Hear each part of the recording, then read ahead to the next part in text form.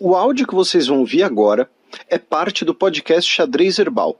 Caso vocês queiram ouvir mais sobre esse assunto e outros temas de política internacional, é só ir em xadrezverbal.com. Bem, passemos agora para o match no qual o Felipe dará uma volta pelo velho continente. Começamos esse match, infelizmente, repercutindo a notícia do último dia 22 de março do ataque terrorista em Moscou, no Crocus City Hall.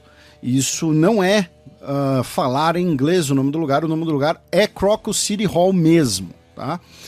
Ele é parte de um complexo, né, com shopping, hotel e o Crocus, eu originalmente imaginava que se referiria a algum patrocinador, alguma empresa, mas não se refere a um tipo de planta, não, um tipo de flor, mais especificamente.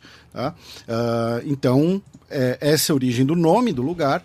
E, infelizmente, tivemos um ataque terrorista, né, na noite do dia 22, repito, que deixou 144 pessoas mortas e 551 pessoas feridas. Se trata do ataque terrorista mais letal na Rússia desde o ataque à escola de Beslan, na Ossétia do Norte, em 2004, né? Alguns de vocês devem se lembrar, né, que foi uma tragédia, uma carnificina que deixou mais de 300 pessoas mortas, muitas delas crianças naquela ocasião. Tivemos esse ataque nessa casa de shows, que usou tanto armas de fogo, né, como rifles, também usaram bombas improvisadas, estilo coquetel Molotov, e facas, tá? Muitas facas contra pessoas feridas. E por que, infelizmente, sabemos disso? Porque nós temos algumas imagens, tá, dos terroristas feitas com câmeras estilo GoPro e tudo mais. O ataque foi reivindicado pelo Daesh, pelo auto-intitulado Estado Islâmico, especialmente o seu ramo da província de Khorasan. Né? Khorasan é um nome tradicional, um nome antigo, digamos assim, para a região da Ásia Central, região onde hoje é norte do Paquistão, Afeganistão, leste do Irã, uma parte ali do Uzbequistão, né? A região, inclusive vocês podem ver esse nome, por exemplo, em textos falando sobre Grande Rota da Seda, sobre a expansão de Alexandre o Grande, né? E nessa reivindicação, o Daesh publicou imagens, inclusive vídeos, né, nos seus canais de propaganda. O governo russo disse que foi um ato terrorista bárbaro, tá? Declarou um dia de luto. E várias autoridades russas tentaram e tentam, em algum momento, ligar o episódio à Ucrânia, né? Às vezes de forma mais implícita e outras de forma bastante explícita, né? Então nós tivemos alguns políticos russos, por exemplo, falando explicitamente que teria ligação com a Ucrânia, que seria uma obra ucraniana, né? O local estava lotado porque ia ter um show de uma banda de rock russa chamada Picnic, tá? Então, o que a gente pode, né, falar sobre... Esses são os fatos, tá? O que a gente pode falar sobre isso? Primeiro, eu acabei de mencionar o episódio em Beslan, né? Não é o primeiro grande ataque terrorista contra a Rússia realizado por grupos extremistas muçulmanos. Tá?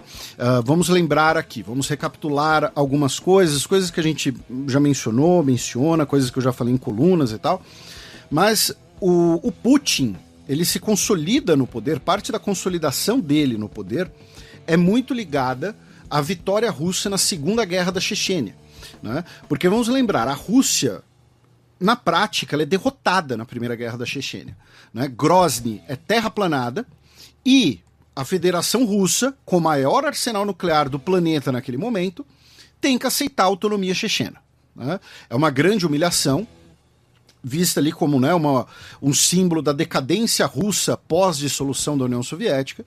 E aí o Boris Yeltsin, né, renuncia no final de 1999, Vladimir Putin assume, E uma das primeiras coisas que ele faz é retomar o controle federal sobre a região da Chechênia. E junto com isso nós temos a luta no Daguestão, né, no vizinho Daguestão. Essas guerras têm um profundo elemento geopolítico, já que ali são as principais rotas, né, por onde passam gasodutos e oleodutos russos da exploração no Cáspio, e boa parte da resistência ao poder central russo ali se dá em um pilar religioso. Você tem uma resistência num pilar secular, que é menor, mas a maior parte dessa resistência é num pilar nacional religioso. Tá? Você não pode falar de Daguestão, você não pode falar de Chechênia, você não pode falar de Ichiquéria, distinguindo completamente as duas coisas. Né? Hoje, né, nós sabemos, né, a gente já falou aqui, por exemplo, quando, né, no início da invasão da Ucrânia, né, hoje Chechênia é governada como uma ditadura pessoal local, pelo Ramzan Kadyrov, que é aliado do Putin. Né? Um garante os interesses do outro na região. Tá? Porém, você tem grupos. Então, assim, o ponto é, desde a década de 1990, que nós temos, dentro da Rússia independente, né, da Rússia pós-soviética, ataques terroristas de grupos extremistas muçulmanos, ameaças desses ataques, e aí nós temos os casos que eu mencionei. Temos o caso de Beslan, temos o caso do teatro em Moscou em 2002, né? Não sei se alguns de vocês vão lembrar que acaba tendo ali um desastre, né, na hora do resgate, porque as forças de segurança russa usam gases, né, para atordoar as pessoas que estão dentro de Moscou, que estão dentro do teatro. Só que eles erram na dose e muitos reféns morrem intoxicados. Né? Então nós temos diversos episódios. Ou seja, o ponto que eu estou fazendo aqui nessa breve retrospectiva histórica é lembrar a vocês que não seria o primeiro grande ataque de um grupo terrorista extremista muçulmano à Rússia. Então não tem motivo, inclusive, para desconfiar disso. Né? Porque, infelizmente, hoje em dia as pessoas desconfiam de tudo numa... Né? Óbvio, a gente tem sempre que ter o senso crítico, mas às vezes é uma desconfiança exacerbada e que também é exacerbada pelas redes sociais, porque a gente está falando da Rússia do Putin. Então, não, o Estado Islâmico não teria nada que atacar Moscou. Não, você teve episódios sim, episódios inclusive que foram utilizados depois, né, como justificativa ou como propaganda pelo governo Putin. Nós temos a denúncia, né, por exemplo, do Alexander Litvinenko, que né, o agente, que era agente da FSB, que deserta e depois morre em Londres envenenado, né? Ele faz a denúncia, inclusive, de que alguns desses ataques terroristas do início dos anos 2000, na verdade, foram operações de bandeira falsa, né, feitas pelo governo Putin para se aproveitar dessa situação. Então nós temos um grupo reivindicando a autoria, nós temos esse mesmo grupo compartilhando material extremista desse ataque, que eles não teriam como ter acesso se não fossem os realizadores, e nós temos um histórico de atentados de grupos similares na Rússia. E o que nós temos então de pulga atrás da orelha nesse sentido? Tá? É o fato de que os terroristas foram capturados vivos. E isso contraria todos os preceitos do Daesh, tá? Que é a ideia do martírio, né? A ideia de você realizar esse ato violento, terrorista, até o fim, literalmente, até você, até tirarem a sua vida. E os 4 terroristas, que foram pelo menos os apresentados, né, pelas autoridades, foram capturados vivos. Os 4 são cidadãos tajiques, inclusive, do Tajiquistão. Depois, nós tivemos o Tajiquistão entregando à Rússia outros suspeitos de terem feito parte, né, da conspiração. Tá? O Tajiquistão cooperou com a Rússia nesse sentido, inclusive entregando os seus cidadãos, tá?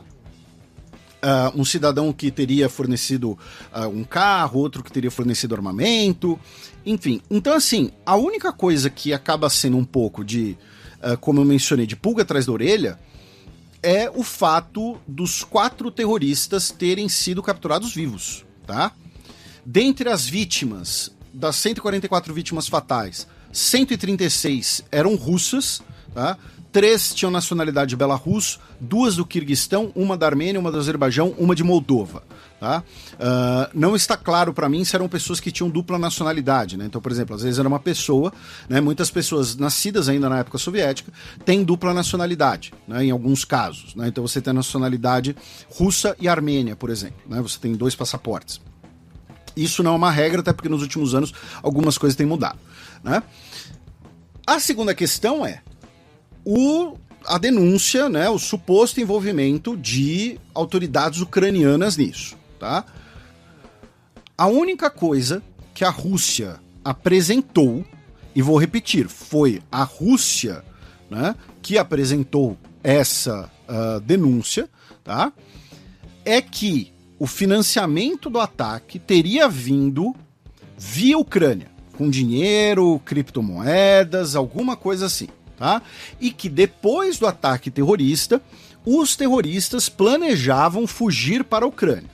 O que não é razoável, tá? Porque assim, Moscou é razoavelmente longe da fronteira ucraniana, né? E os caras, né, você teria uma busca por eles, você teria ali uma caçada, né, por essas pessoas. Então, no fim das contas, não tem basicamente nada de concreto, nada que denuncie um envolvimento ucraniano, ou do Estado ucraniano, ou de grupos ucranianos nesse atentado. É muito provavelmente, né, o governo russo tentando utilizar esse atentado em prol do discurso em relação à guerra, né, insuflar ânimos, coisas assim, tá? Então, começou aí, tá?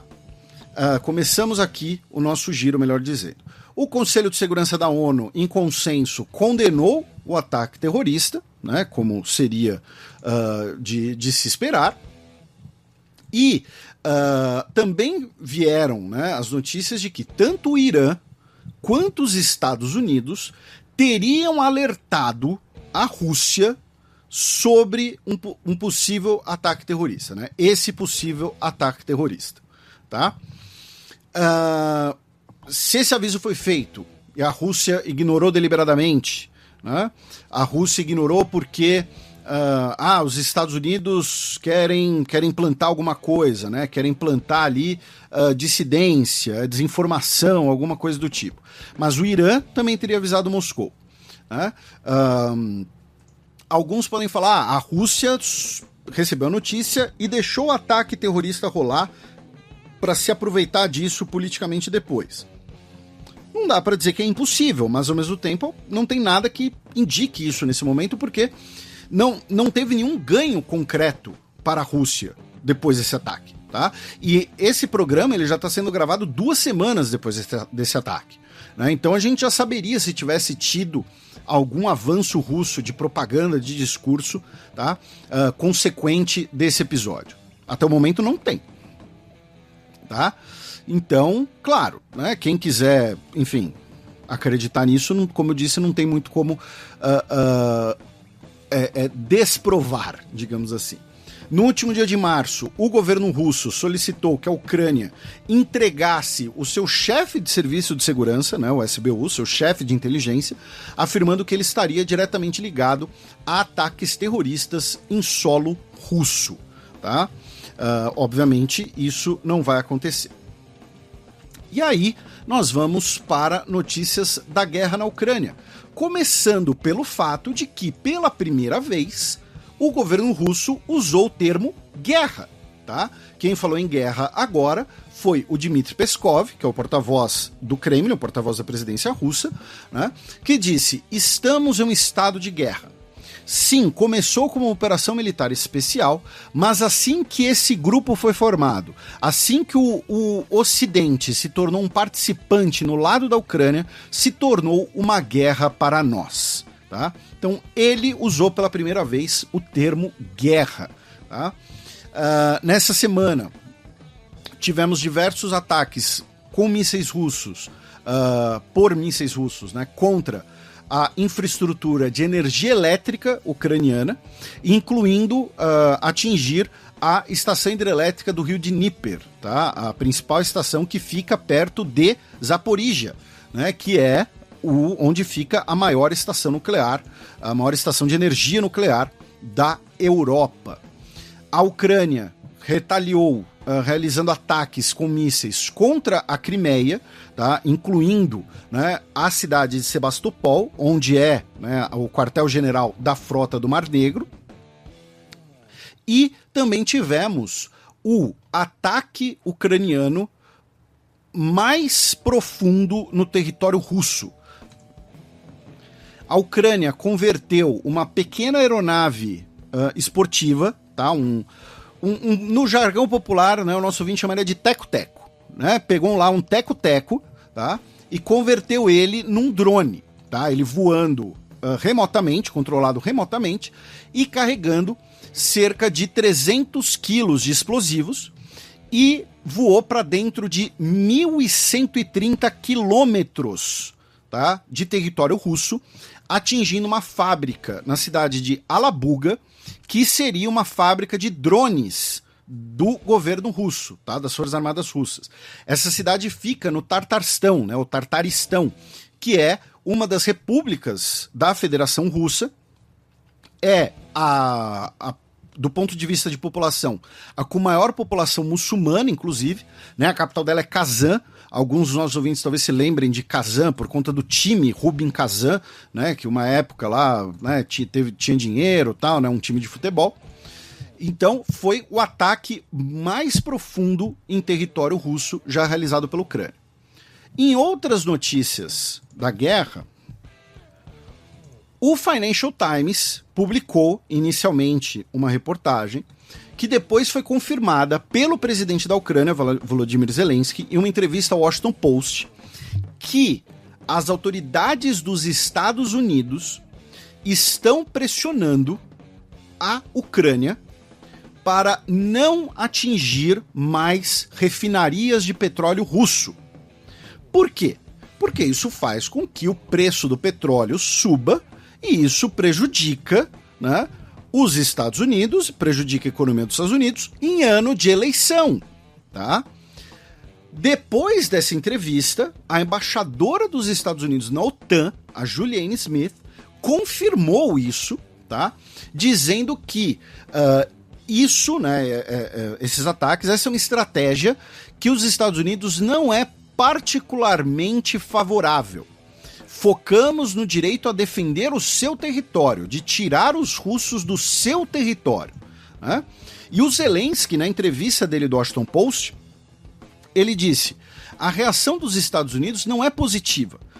Estamos utilizando nossos drones, nosso material. Ninguém pode nos dizer o que fazer com eles. Ou seja, ele está dizendo, a gente não está usando os mísseis ou o material fornecido pela OTAN, pelos Estados Unidos. Nós estamos usando o nosso próprio material de guerra, né?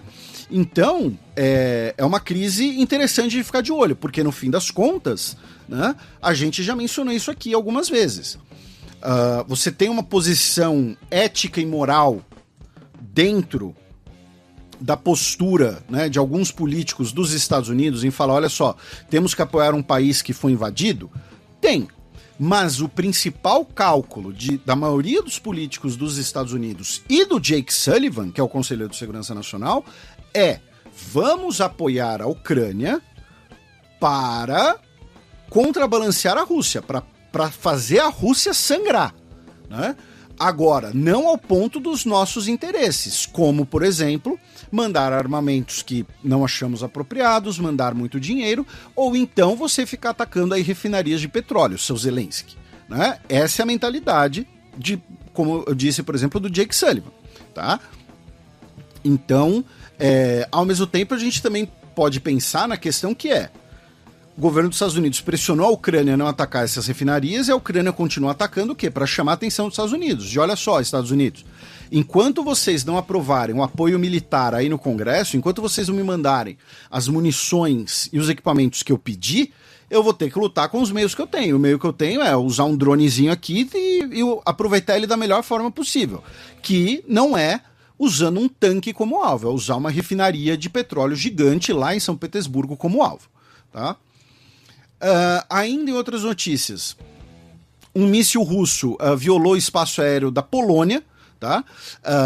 Recentemente, e isso gerou um alerta nas Forças Armadas polonesas, né? Gerou uma resposta e uma reclamação formal pelo governo polonês. E aí a gente vai fechar com outras duas notícias, né? Uma delas é que, aqui no programa, em algumas ocasiões, falei para os nossos ouvintes, né, que o fronte na Ucrânia estava virando um moedor de carne, né? Eu usei esse termo, meat grinder, né, que é um termo originado na Primeira Guerra Mundial, e nós tivemos dois exemplos disso essa semana, dois exemplos opostos. Né? De um lado, o Putin assinou o decreto sobre a conscrição de primavera desse ano, que é uma coisa que acontece todo ano, né? É o serviço militar obrigatório. Porém, dessa vez, você teve uma quantidade maior do que o normal de soldados convocados. Tá?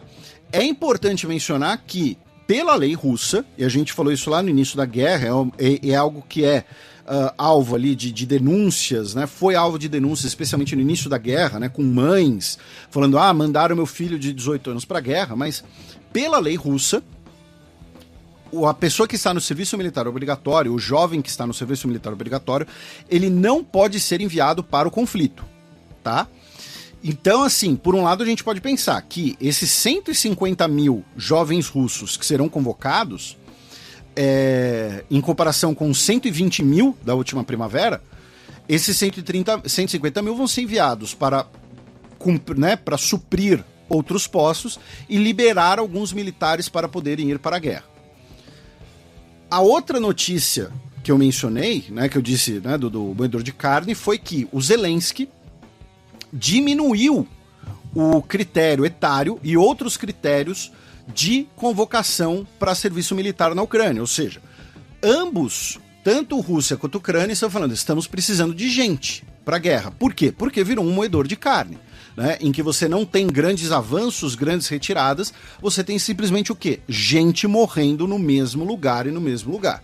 Né? O grande exemplo disso é a vila de Bakhmut. Agora a gente vai passar por outras notícias europeias, começando pelo fato de que, infelizmente, tivemos um ataque a tiros em uma escola na Finlândia, em Virtola, né, a cidade de Vantaa, e Virtola é o nome da escola. Deixou uma criança morta, 2 feridas. O criminoso, ele era alvo de bullying, né, esse seria o provável motivo, e usou uma arma legal, registrada legalmente, por um parente. A polícia não revelou direito, então se é arma do pai, da mãe, do tio, de alguém. Isso, infelizmente, encaixa, né, em diversos parâmetros, em diversos padrões de ataques a tiros em escolas. Né? Recentemente, no Nerdologia, a gente fez um vídeo sobre os 25 anos de Columbine. Ficou muito legal, recomendo não, peço até que assistam, tá? Nerdologia 25 anos de Columbine, em que a gente tenta discutir um pouco do porquê esses episódios acontecem, né? E lá a gente fala que nos Estados Unidos, né, 80% dos ataques ocorrem com armas legalmente registradas por algum parente do adolescente, da criança, e questões de saúde mental são a principal causa. Né? Da Finlândia, nós vamos para a Letônia, já que o chefe da diplomacia, o ministro de Relações Exteriores, o Krišjānis Kariņš, o Kariņš, imagino que eu devo ter errado ambas as pronúncias, né? Ele renunciou ao cargo devido à acusação contra ele de que ele usou fundos estatais, quando era primeiro-ministro, para pagar por voos privados. Tá? Ele teria usado 1,3 milhão de euros para alugar jatinhos para ir a compromissos oficiais. Tá? Ele usou mais de uma dúzia de vezes, né? Sendo que ele poderia ter usado voos, ou voos da própria Força Aérea Letã, ou então voos de empresas aéreas, voos de viações aéreas. Né? Então, não sei lá, quem eram os donos do táxi aéreo que ele usou, enfim, se tem alguma coisa aí. Mas o fato é que ele renunciou. E na Lituânia também temos, né, uma questão de corrupção. Nesse caso, né, foi rejeitada, né, pelo presidente, o Gitanas Nausėda, que afirmou que a comissão parlamentar, né, a CPI, que investiga as delações, né, em relação à corrupção e envolve um contrato com fertilizantes de Belarus, e são contratos ali meio sombrios, e aí tem possível relação dele com lobby pró-Rússia, pró-Belarus dentro da União Europeia, enfim. Ele é, né, o presidente da Lituânia, como eu mencionei, a Lituânia é um regime parlamentarista, então ele é o chefe de Estado, ele não tem tanto poder assim, mas ainda, né, é uma repercussão bastante negativa. De lá vamos para a Hungria, já que na terça-feira, dia 26, tivemos um protesto com cerca de 3 mil pessoas nas ruas de Budapeste contra o governo Orbán, tá? Já que um ex-aliado dele publicou, tá? Vazou, né? O Peter Magyar, ele delatou, como eu disse, uma série de áudios em que o Orbán e seus aliados, Orbán e figuras do governo, combinam, tá, de minar o sistema judiciário, de substituir juízes e substituir pessoas em funções-chave de investigação no Ministério Público húngaro. Tá? E o Peter Magyar foi um dos líderes desses protestos. E na Eslováquia tivemos o primeiro turno da eleição presidencial. Tá? E o Ivan Korkot, que é um candidato independente, né, sem partido, no sentido de não ter partido, né, mas é um candidato pró-União Europeia, pró-OTAN, ele ficou em primeiro, tá, com 42,5% dos votos, derrotando o candidato Peter Pellegrini, que é o candidato do governo do Robert Fico, que é né, o Robert Fico, né, que é um candidato pró-Rússia, digamos, não chega a ser pró-Rússia, né, mas é pró-Rússia, sim, vai, vamos colocar dessa maneira, é um pouco grosseiro, mas enfim, ele é um candidato pró-Rússia, e ele ficou com 37% dos votos. Tá? O comparecimento eleitoral foi de cerca de 52%, o que é um pouco mais do que na última eleição, e em terceiro lugar, tá, com 11% dos votos, ficou o Stefan Harabin. Ele é um ex-juiz e ele é ligado aos eurocéticos, tá, eslovacos. E no caso, o movimento na Eslováquia, em vários países, né, especialmente no leste, mas não só no leste, né, na França esse fenômeno também ocorre, como a gente explicou aqui, você tem os eurocéticos à direita, que são os mais... A postura mais comum, né? Os eurocéticos normalmente são à direita, são mais nacionalistas e tudo mais, mas nós também temos os eurocéticos à esquerda, que falam, olha só, a União Europeia é um instrumento liberal demais, é um instrumento que tem enfraquecido as economias locais, que favorece os grandes conglomerados, os grandes bancos. Então, na Eslováquia, você tem esse movimento agora, né, que inclusive se relaciona um pouco com Robert Fico, de eurocéticos à esquerda. Então é ficar de olho para ver para onde esse eleitorado do Stefan Harabin, que ficou em terceiro, vai migrar no segundo turno. O segundo turno, as pesquisas estão dando empate técnico, tá? E o segundo turno será realizado neste final de semana, nesse dia 6 de abril. Lembrando, inclusive, né, que a atual presidente, né, a Zuzana Kapitova, ela poderia disputar um segundo turno, né, mas ela optou por não fazê-lo, tá? E outra notícia eslovaca é que o país anunciou que vai acelerar o seu plano de phase-out, de abandonar o uso de carvão mineral para o fim desse ano. Tá? Originalmente o país pretendia não utilizar mais energia vinda de queima de carvão mineral até 2030, né? Como parte dos Acordos de Paris, porém adiantaram para esse ano. Tá, o início do segundo semestre desse ano. Da Eslováquia, vamos para os Países Baixos, com uma notícia, né, que tem ecos históricos. Né?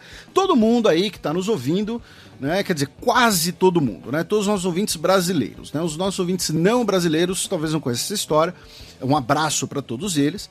Né?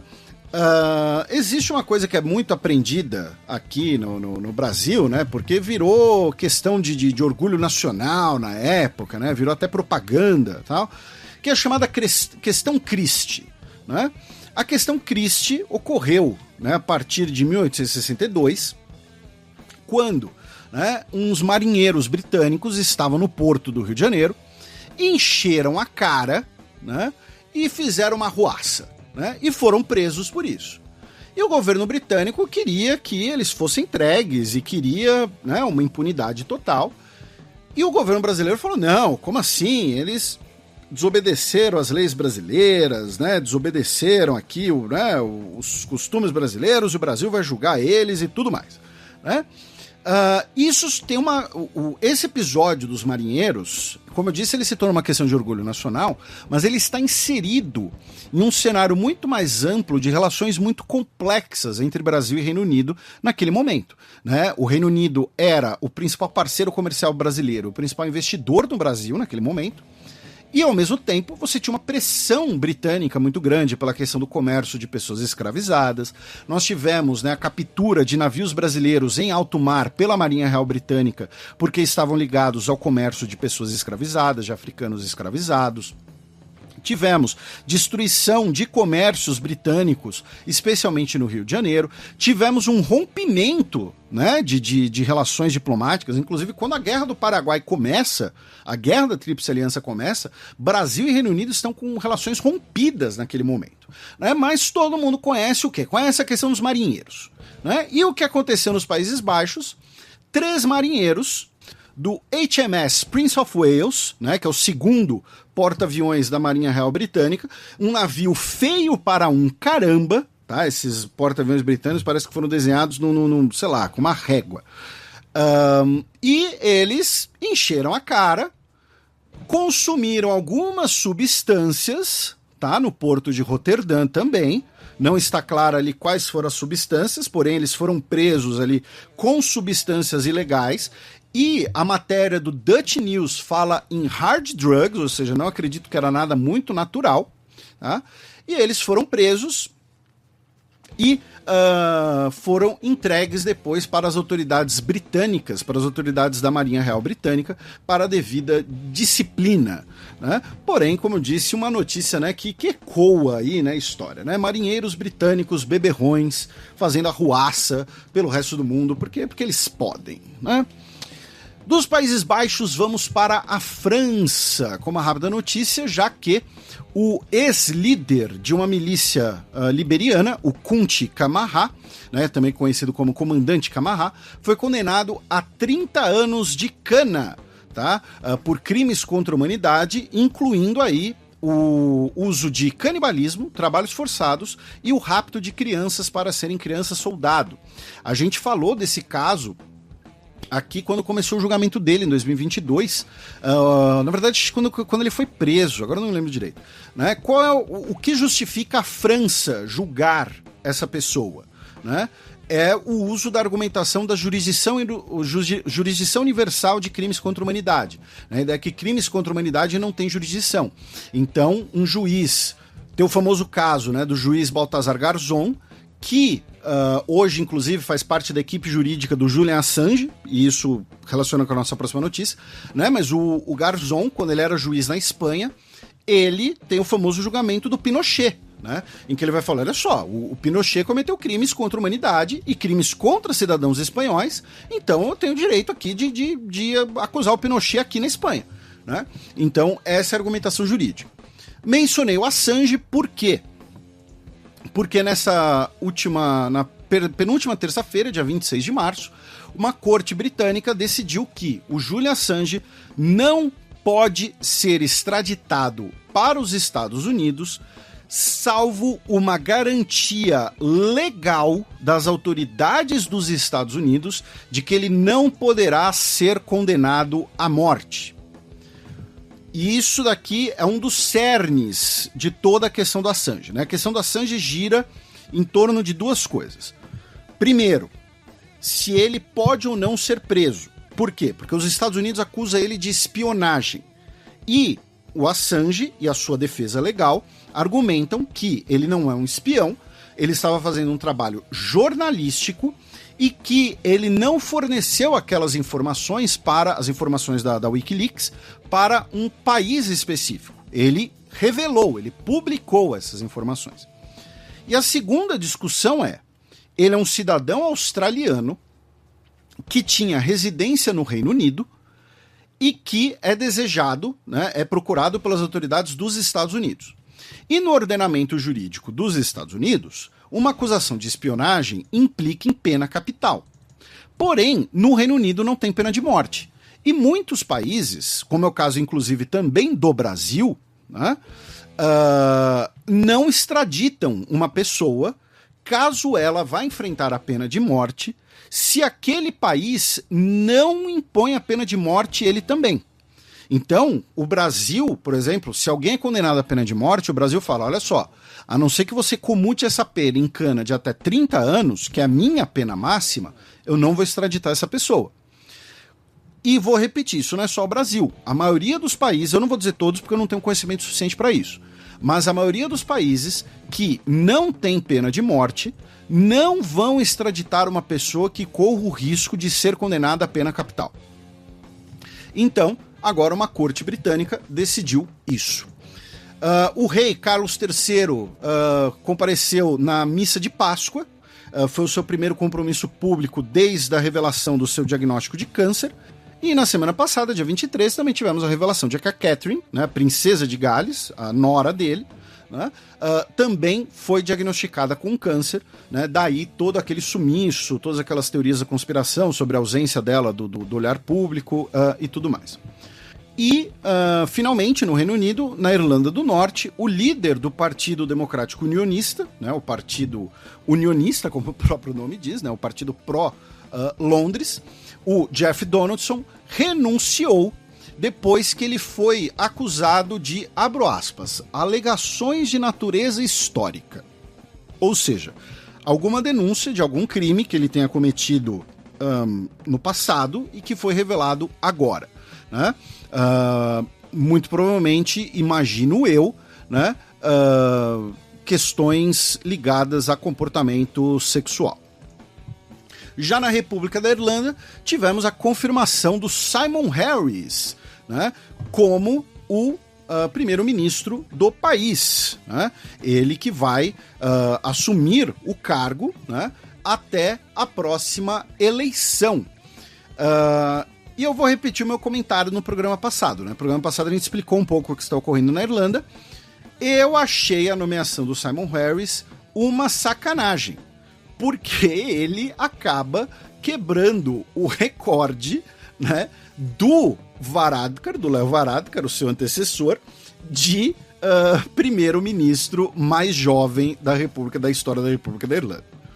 Já em Portugal tivemos a posse do 24º governo constitucional, né? Ele que será um governo de minoria, como a gente mencionou, né, uma das possibilidades, e será um governo de minoria entre o Partido Social Democrata e o Centro Democrático Social, Partido Popular, que juntos, né, faziam a coalizão eleitoral. O único ministério que não será ocupado por um político, que será ocupado por um político do Centro Democrático Social, Partido Popular, é o Ministério da Defesa, que o ocupante será o Nuno Melo, tá? Ele que é o presidente do partido e foi eurodeputado entre 2009 e 2024. Todos os outros cargos serão ocupados ou pelo Partido Social Democrata ou por políticos independentes, tá? Então, repito, tivemos a posse do governo de minoria em Portugal. Já na Espanha, o ex-chefe, né, da Federação de Futebol, Luís Rubiales, finalmente foi detido pela polícia espanhola devido às investigações de corrupção, né? Ele que teria ali possivelmente recebido uma grana para que a Supercopa Espanhola fosse disputada na Arábia Saudita. Ele que se tornou mais conhecido devido ao seu afastamento e sua penalização, embora, né, leve, pelo seu assédio, né, público a uma jogadora, né, a Jenny Hermoso, quando ele beija ela sem consentimento na entrega das medalhas, né, depois que a Espanha vence a Copa do Mundo Feminina de Futebol em agosto de 2023. Aí a gente da Espanha cruza ali um pouquinho do mar Mediterrâneo, vamos até a Itália, para apenas repercutir uma coisa que muitos dos nossos ouvintes devem ter visto, né, que o Papa Francisco não participou, né, da Via Crucis na Sexta-feira Santa, dia 29 de abril, né, dia 29 de março, devido à sua saúde debilitada, ele que está com 87 anos de idade. Da Itália, nós vamos para Malta, onde o parlamento elegeu a Miriam Spiteri de Bono para ser presidente do país. Lembrando, Malta é um regime parlamentarista, então o cargo dela é um pouco mais cerimonial. Ela é do Partido Trabalhista e será a terceira mulher a ser presidente de Malta. E, finalmente, uma notícia europeia, né, já que a União Europeia assinou, né, a carta de intenções de iniciar as negociações da entrada da Bósnia e Herzegovina na União Europeia. Tá? Isso é uma declaração de intenções, não vai ter grande valor prático, não no curto prazo, na verdade. Né? A entrada da Bósnia na União Europeia ela é bastante problemática por diversos sentidos, e o principal deles, no curto prazo, como os nossos ouvintes mais habituais devem se lembrar, hoje nós temos um líder dos bósnios sérvios, que é o Milorad Dodik, que é pró-Rússia, que já falou que defende o secessionismo, defende a separação, né, dos sérvios bósnios, e já falou que qualquer aproximação maior com as instituições do chamado Ocidente, ele vai protestar, vai resistir.